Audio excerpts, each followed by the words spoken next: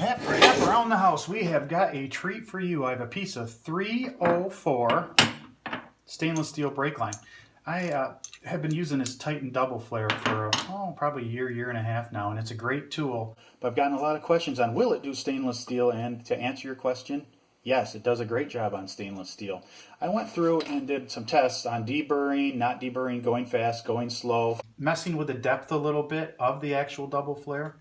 And I've come up with a pretty solid system on how to do it. Let me share that with you a sec. So we have our 304 stainless in there. It is not deburred. Take a look. Not deburred.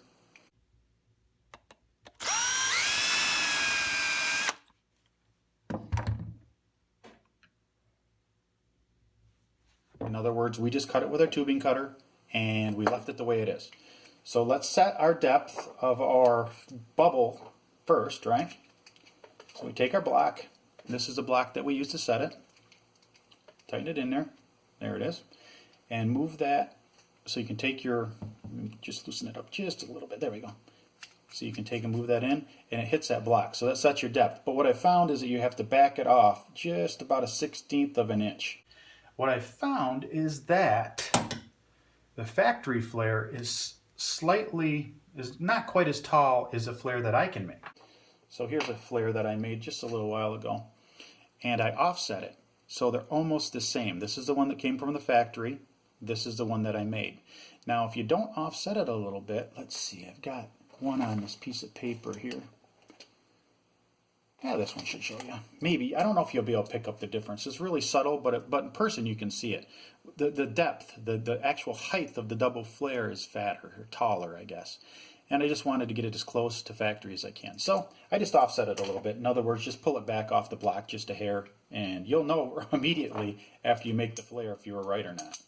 So let's tighten down our hold down bolts like that. Try to do it evenly. Perfect. Let's pull this block out. Get that out of the way. Yeah. Now we're going to want to go with operation 1, which will make our bubble. Put a little lube on it. And by a little bit, I mean make sure that there's some on there. Stainless steel is incredibly hard. And this, compared to regular steel, is rather difficult. So if you hear me grunting and crying, it's because, yeah, it's a little more difficult than regular steel. So right now I'm going to go through that burr that I left on when I cut it with the tubing cutter. Any of these tools, I'll put a link down to Amazon below. These are really good tools, like the Rigid. You can't go wrong. I've had this thing for 25 years. Never replaced the blade on it. Really good tool. And this Titan is outstanding too. So what I'm going to do is do the bubble. And it will get incredibly hard when you're near the end. And you can see that I've got about 1/16 of an inch, and it gets really hard. So, and you grunt a little bit. And I also put a towel on this because it hurts my little hand. Now be careful not to have that wrench skin your thumb. I did that a while ago. Okay, it's face planted. Loosening it up is a lot easier. You just offset your wrench, just like that. Okay, so our bubble's made. Back it off. Wipe the die off so you don't end up wearing all that grease. Put some more bubblegum colored grease on there. And this will make your double flare. This will actually do that. And this is pretty difficult too, compared to steel. Compared to steel, this is difficult. Grab your towel so you don't wreck your hand.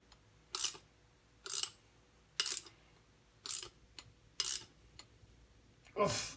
Okay. Then again, it's super easy to undo. All right. Now let's inspect what we've done here, shall we?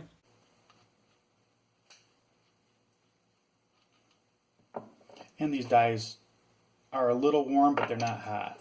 So I'm not concerned. I did some research on it, and there was a bunch of facts that people, well, there was a bunch of opinions that people put off as facts about stainless steel and how to flare it and what to do and what not to do.